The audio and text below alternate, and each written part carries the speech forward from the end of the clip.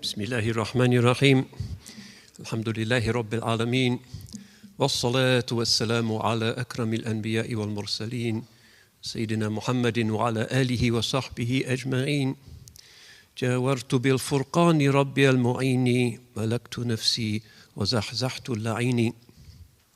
The scholar that we're looking at today, scholar saint that we're looking at today, is somebody who is from not our lifetime, but one of his honored descendants has come from Senegal and is with us today, and we're really delighted and humbled that so many of the honorable Murid Brotherhood could be with us today, and we'll be sharing some qasidas at the end of this presentation.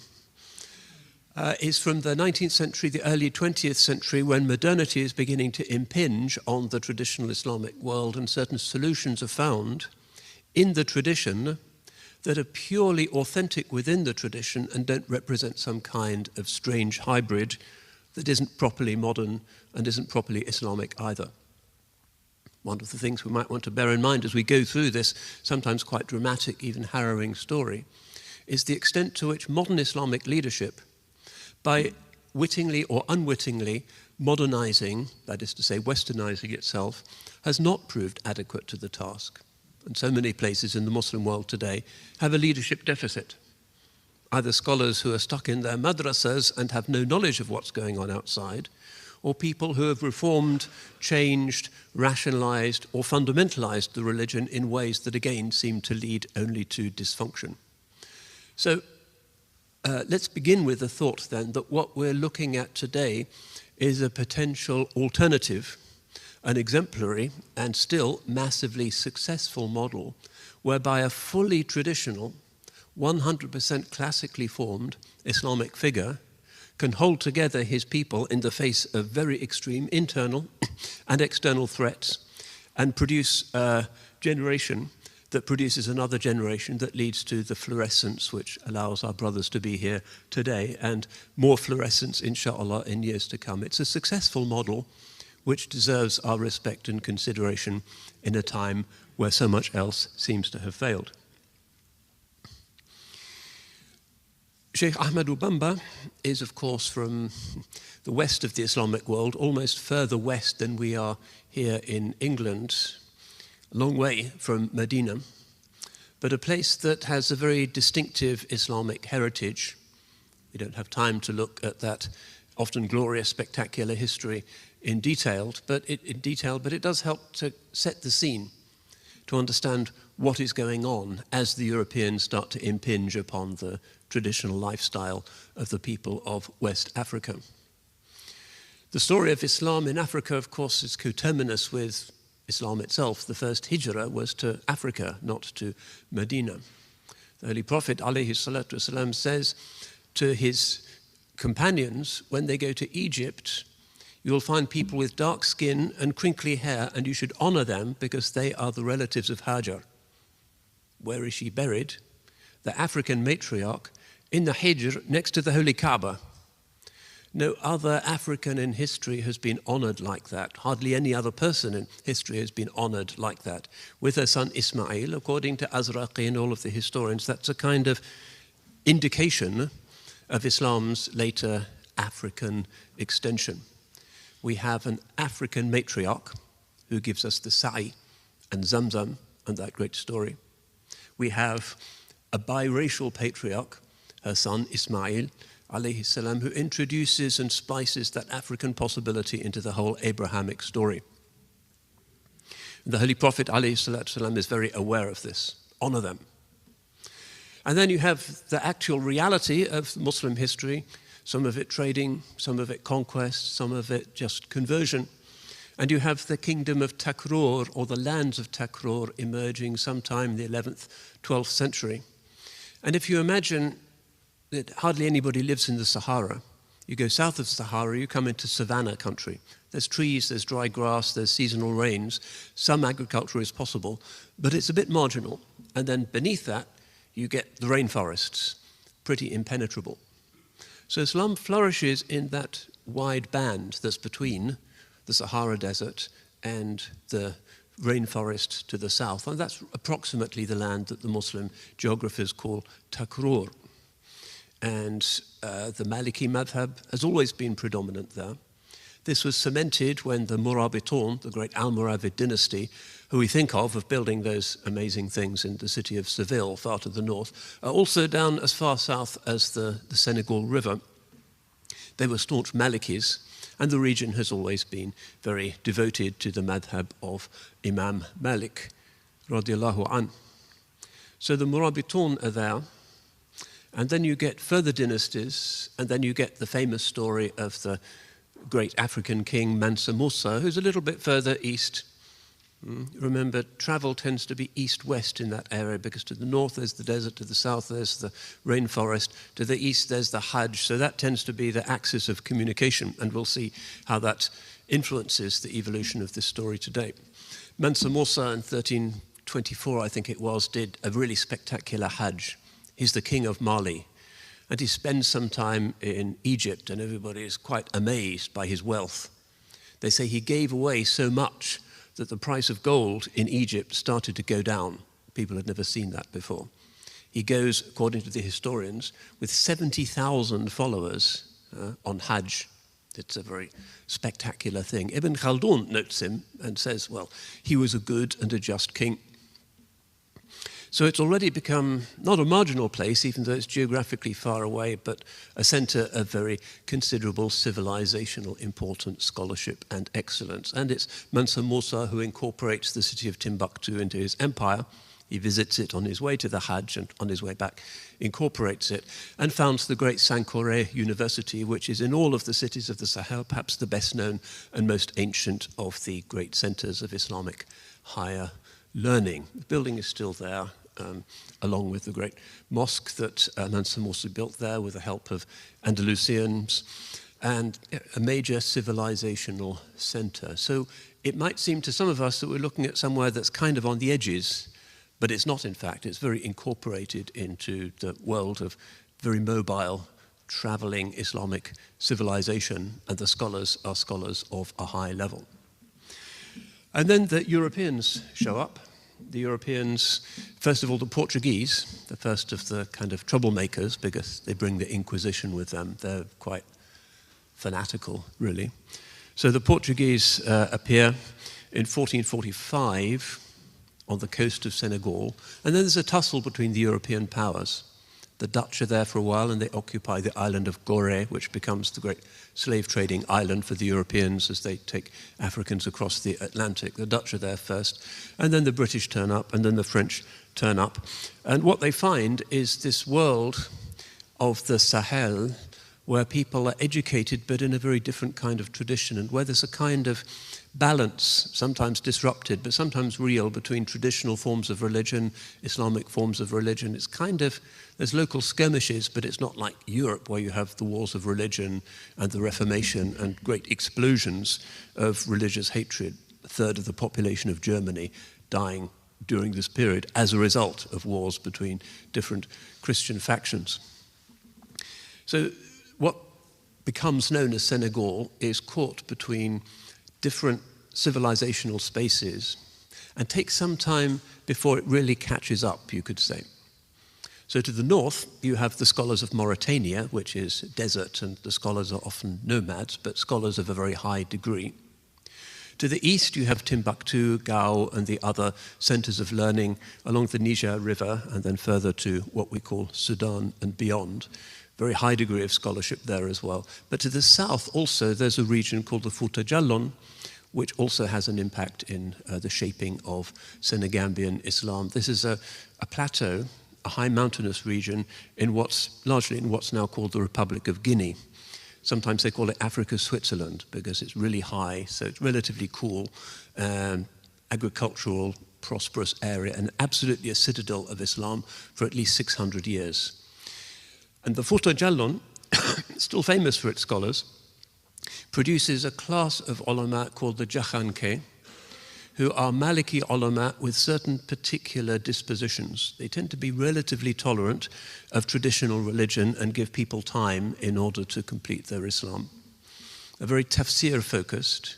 They have a high degree of these. It's a very endogamous group. They marry amongst themselves, and it's kind of a caste. They're very interested in spreading Islam to the north and to the south. They're generally not jihadists, unlike some of the other Muslims in West Africa at the time. They're scholars and engage in the jihad of the pen. And being just to the south of Senegambia, of course, they have an influence as well. And after Sékou Touré and his Marxists took over in Guinea at the beginning of the 1960s on independence, quite a lot of the Jakhanke and their descendants went into Senegambia, where they continued to contribute to the religious mix there. So Senegal, to the north, to the east, and to the south, you have these Islamic citadels. It's not really on the edge. And part of the story of Ahmadou Bamba is the story of finding ways which are compassionate but successful of helping people over the watershed between traditional pagan religion and into his very kind of Sunnah-compliant interpretation of Islam. So the French end up becoming the preponderant power in what ends up being called Senegambia. None of those borders really make a lot of sense locally. The predominant language in Senegal is Wolof, but there's Wolof speakers in Mauritania, some in southern Mali, some in northern Guinea. It's the usual case of colonialists putting borders in destabilizingly wrong places.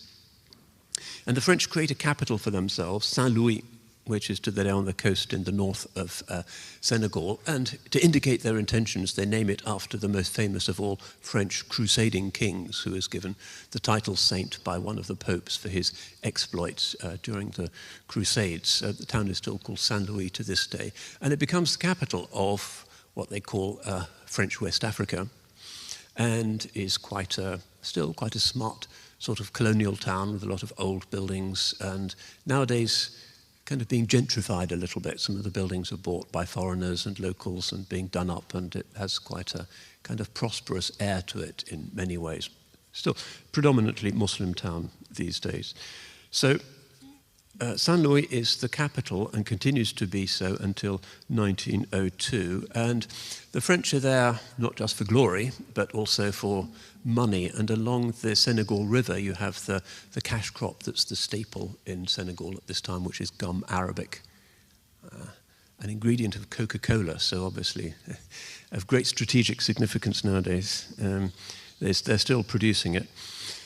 So after various wars with the British, in 1814, the French finally established their control and start to move inland from the coast. And inland, they find a kind of patchwork of smaller kingdoms. The large kingdom of Jolof has just disintegrated, and there's minor towns with their own kings and their own rulers.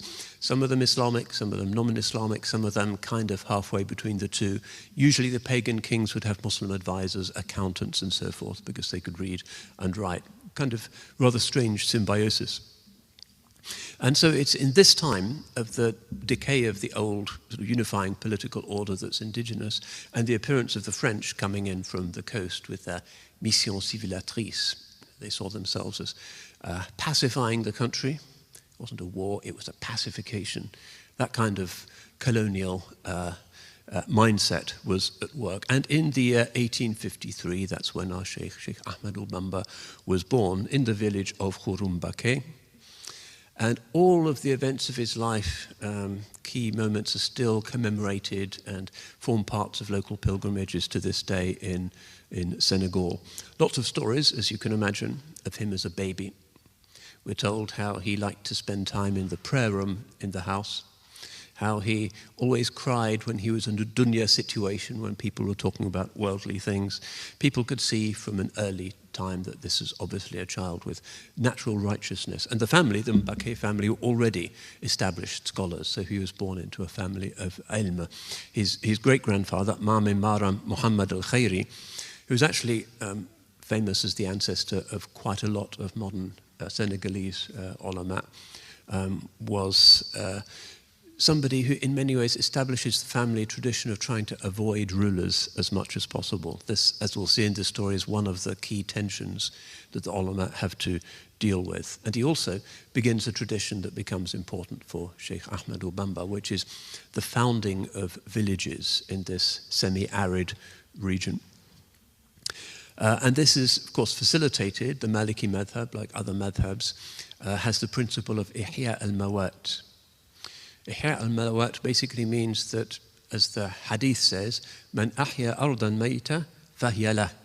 Whoever gives life to dead land becomes its owner. So in Sharia, if you go off to the desert and there's nobody there, nobody's laying claim to land, and you start to cultivate it, after a few seasons, and the different ulama have different specifications for that, it becomes your legal inalienable property in Sharia.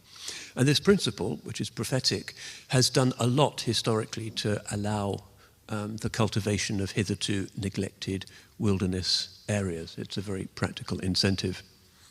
So the Sheikh's father, Momar Antasali, and his mother, Mahmed Yarabuso, are both scholars. There's a tradition of female piety and scholarship which continues. His father becomes a qadi and also seems to be the first member of the family to have formally practiced the Tariqa Qadiriyya, and links himself to a zawiya in southern Mauritania, across the river to the north. And the Mauritanian scholars are themselves, their Qadiri lineage goes back to Timbuktu, to the Kunta Qadiris of Timbuktu. So it's not to the north, to Morocco, as you might expect, but it's kind of to the north, but then to the east. That's the kind of deep silsila or lineage that these people are being transformed by. And then his mother, whose nickname, who's honorific to this day, is still Jariyatullah, Allah's female servant, is from a famous family of Quran lovers. It's even said in the tradition that Allah loved her so much for her love for his book that he gifted her with this faithful Quran-loving daughter. And that becomes, again, as we'll see, a key theme in Senegalese Islam, which is very Quranic-rooted spirituality, and subsequently. She's famous for the traditional virtues: hospitality, tahajjud, zuhud. She's his first teacher. She sings songs to him when he's a baby, tells him the stories of the awliya and of the seerah and so on. But she dies when she's only 33. This becomes one of the early watershed moments in his life, very significant teacher that he had, his mother. And in fact, her hometown, Porokhan, is actually kind of literally her town. She's called the Queen of Porokhan. There's a mazar there. There's a second biggest pilgrimage in Senegal is to her town. And it's kind of flourished in a very classically Islamic way as a place of barakah.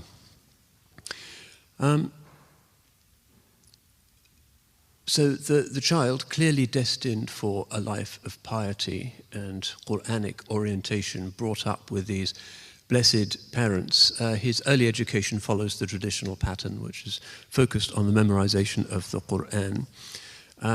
His uncle, Serigne Mohammedou Bousso, teaches him the Quran in the traditional way, which is the wooden lawh, and you write the verses on it, and then when the child has memorized the verses, you wash them off and you write them again.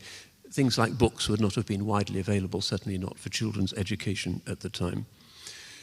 Education through stories of the saints, always hugely important in the upbringing of children in the traditional Islamic world. Studies with him, with the local imam, and also many of the ulama who are based in the towns there would also have a kind of country house or a farm where they would go during the wet season, where they would concentrate on the growing of millet. It's a very kind of agriculturally based society, so very often people are kind of migratory between the cities and the hinterlands.